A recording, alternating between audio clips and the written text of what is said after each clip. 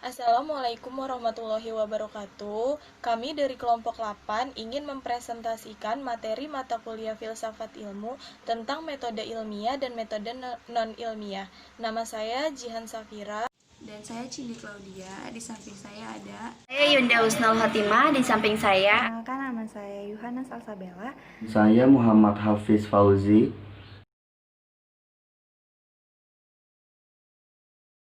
Di sini saya akan menjelaskan tentang pengertian metode ilmiah dan metode non-ilmiah. Metode ilmiah adalah cara untuk menunjukkan dan memberikan bukti akan kebenaran suatu teori atau pernyataan terkait dengan yang akan dikemukakan. Suatu penelitian ilmiah akan berhasil dengan baik apabila dilakukan dengan struktur metode ilmiah seperti perumusan masalah, penyusunan kerangka berpikir atau dasar teori, penarikan hipotesis, eksperimen atau percobaan, analisis data, penarikan kesimpulan. Nah, di sini juga ada metode non-ilmiah. Metode non-ilmiah adalah metode merupakan salah satu cara yang digunakan untuk memecahkan masalah. Namun, dalam pemecahan masalah tersebut hanya berdasarkan pada pendapat atau anggapan dari para ahli, pikir atau dari para penguasa yang dianggap benar. Padahal, anggapan itu belum tentu dapat dibuktikan kebenarannya. Kita lanjut ke slide ketiga, yaitu karakteristik metode ilmiah dan metode non-ilmiah. 1. Bersifat kritis dan analitis, yaitu metode ilmiah berarti penelitian dengan rinci melakukan observasi dan eksperimen untuk mendapatkan hasil yang relevan dan akurat. Bersifat logis, metode ilmiah berarti langkah-langkah yang dilakukan peneliti dapat jelas dengan logis, bukan berdasarkan filsafat atau hal lain yang tidak dapat dijelaskan dengan logika. Bersifat objektif, hasil-hasil yang didapatkan harus merupakan hasil yang objektif. Artinya, hasil itu tidak eksklusif, hanya bisa dilakukan oleh peneliti dan bukan merupakan hasil rekayasa.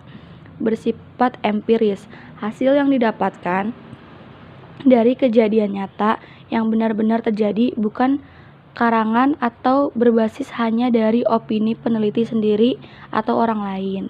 Bersifat konseptual, berfokus pada hal-hal yang berkaitan dengan konsep suatu fenomena. Yang selanjutnya ada langkah metode ilmiah dan non-ilmiah. Yang pertama ada observasi awal, yaitu penelitian mengamati keadaan awal dari objek penelitian. Dan yang kedua ada identifikasi masalah, yaitu menemukan permasalahan yang akan diangkat dalam penelitian. Dan yang ketiga ada perumusan hipotesis, yaitu membuat rumusan awal yang menjelaskan permasalahan yang ingin diangkat. Yang keempat ada eksperimen, yaitu percobaan-percobaan yang dilakukan untuk menganalisis permasalahan yang ingin diidentifikasi. Dan yang kelima ada analisis hasil, yaitu penelitian melakukan analisis terhadap hasil eksperimen. Dan yang terakhir yaitu yang keenam, penarikan kesimpulan, yaitu penarikan kesimpulan menjadi penutup dari langkah-langkah penelitian dengan metode ilmiah. Yang selanjutnya ada implikasi metode ilmiah dan metode non-ilmiah di bidang pendidikan. Jadi, perkembangan pola pikir manusia dimulai dari zaman Babilonia, kurang lebih sekitar 650 sebelum Masehi, di mana orang percaya pada halnya mitos, ramalan nasib berdasarkan perbintangannya atau zodiak-zodiaknya. Bahkan percaya adanya banyak dewa. Pengetahuan itu mereka peroleh dengan berbagai cara, antara lain. Selanjutnya, pertama prasangka, yaitu suatu anggapan benar padahal baru merupakan kemungkinan benar atau kadang-kadang malah tidak mungkin benar. Contoh, pada zaman Babilonia, Orang percaya bahwa hujan dapat turun dari surga sampai ke bumi melalui jendela-jendela yang ada di langit. Dengan prasangka, orang sering mengambil keputusan yang keliru. Prasangka hanya berguna untuk mencari kemungkinan suatu kebenaran.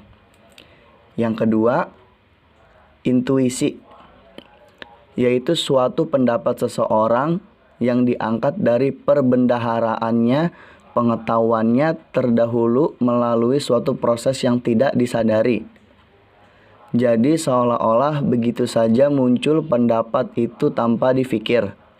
Pengetahuan yang dicapai dengan cara demikian, ungkapan-ungkapan sering juga masuk akal namun belum tentu cocok dengan kenyataannya.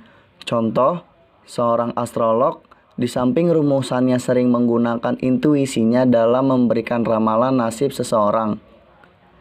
Yang ketiga, trial dan error, yaitu metode coba-coba atau untung-untungan. Cara ini dapat diibaratkan seperti seekor kera yang mencoba meraih pisang dalam sebuah kerangkeng dari percobaan Kohler, seorang psikolog Jerman. Kera itu dengan cara coba-coba akhirnya dapat juga meraih pisang dengan menggunakan tongkat. Selanjutnya, yaitu implikasi metode ilmiah dan metode non-ilmiah di bidang pendidikan. Banyak penemuan hasil real and error sangat berguna bagi manusia. Misalnya, ditemukannya rendaman kulit kina untuk obat malaria. Penemuan dengan cara coba-coba ini jelas tidak efisien sebagai suatu cara untuk mencari kebenaran. Pada zaman Yunani, orang cenderung untuk mengikuti ajaran dari para ahli pikir atau para penguasa. Namun, ajaran-ajaran ini ternyata banyak yang keliru karena ahli-ahli pikir itu terlalu mengandalkan atas pemikiran atau akal sehat, dan kebenaran yang dianut itu adalah yang masuk akalnya. Contohnya, setiap hari kita melihat matahari terbit dari timur, lalu terbenam dari barat. Maka masuk akallah bila dikatakan bahwa matahari beredar mengelilingi bumi. Pengetahuan yang didapat dengan cara tersebut di atas tersebut pada golongan pengetahuan yang tidak ilmiah. Selanjutnya akan dijelaskan teman saya, yaitu Yohana. Terima kasih. Selanjutnya, saya akan menjelaskan tentang pengetahuan dapat dikatakan ilmiah bila pengetahuan itu memenuhi 4 syarat, yaitu pertama, objektif, yang mana artinya pengetahuan itu sesuai dengan objeknya. Maksudnya adalah bahwa kesesuaian dapat dibuktikan dengan hasil penginderaan. Sebagai contoh, Galileo dapat dianggap sebagai tokoh perintis ilmu pengetahuan, khususnya IPA, karena ia berani menentang kepercayaan yang ada pada masa itu, yang mana berlawanan dari hasil pengamatannya. Ia mengajarkan kepada murid-muridnya untuk tidak begitu saja mempercayai ajaran Aristoteles, dan hendaknya melakukan eksperimen serta membuat kesimpulan atas observasinya tersebut. Singkatnya, Galileo mendambakan kebenaran yang objektif atas dasar empiri. Kedua, metodik. Artinya adalah pengetahuan tersebut diperoleh dengan menggunakan cara-cara tertentu dan terkontrol. Ketiga, sistematik. Artinya, pengetahuan ilmiah tersebut tersusun dalam suatu sistem dan tidak berdiri sendiri, atau satu dengan yang lainnya saling berkaitan, saling menjelaskan sehingga seluruhnya merupakan satu kesatuan yang utuh. Terakhir, yaitu keempat, berlaku umum, yang mana artinya pengetahuan itu tidak hanya berlaku atau dapat diamati oleh seseorang atau beberapa orang saja, tetapi semua orang dengan cara eksperimentasi yang sama akan memperoleh hasil yang sama atau konsisten juga. Sebagai contoh, melalui teropongnya, Galileo menemukan adanya gunung-gunung di bulan. Pengetahuan ini tidak hanya berlaku bagi Galileo saja, tetapi setiap orang bisa menggunakan teropong yang sama dengan cara yang sama akan memperoleh pengetahuan yang sama pula, yaitu bahwa di bulan adanya gunung-gunung.